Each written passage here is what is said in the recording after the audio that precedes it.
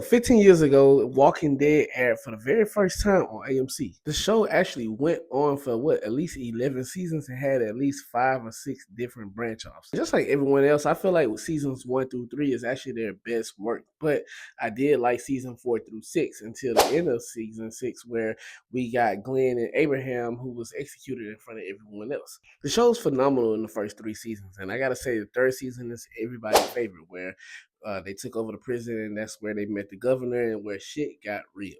But at the end of season 2, Rick had to take out Shane. Now, I know a lot of people argue and say Shane was probably a better leader than Rick, but he really wasn't. Don't get me wrong. He probably would have got them pretty far, but he would have got them killed just because of the fact that he's not going to take orders from no one, or he could have lived long enough to become someone like the governor or like Negan. Rick was actually one of the best leaders in the Walking Dead universe, but if you ask me, I think Negan was actually one of the greatest leaders in the Walking Dead universe. It's only because he was really taking care of his people, even though he was mistreating a lot of the people that was working for him.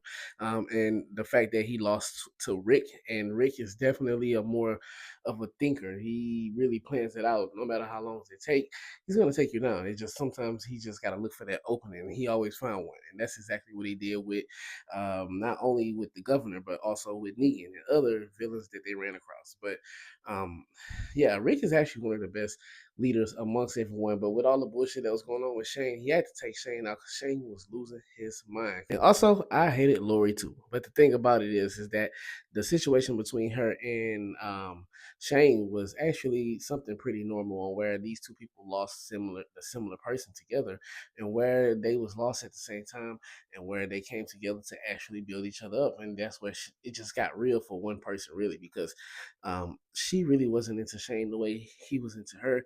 When Rick came back, she dropped everything and said, "Yeah, I'm going back to my man. I don't know what you're talking about." And which showed the beginning of Shane going crazy, which is why Lori is one of the most hated characters of the Walking Dead universe. Because not only did she mess over Rick, she also messed over Shane to make him look like he was the bad guy when she played a part in everything as well. And Andrea wasn't that bad. She was just digmatized by the governor. I feel like she was just so in love that she was blinded by everything that was going on. He had a nice little setup. She felt safe, and she had her man at the time. You know, you can't forget she slept with Shane when he trained her to be a gunfighter. So she was all over the place, and that was something that was really solid for her, and it's the reason why she made that mistake of staying, and which cost her her life.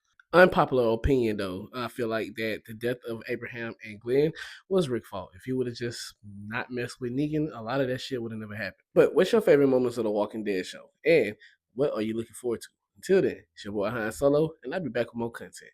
I'm out.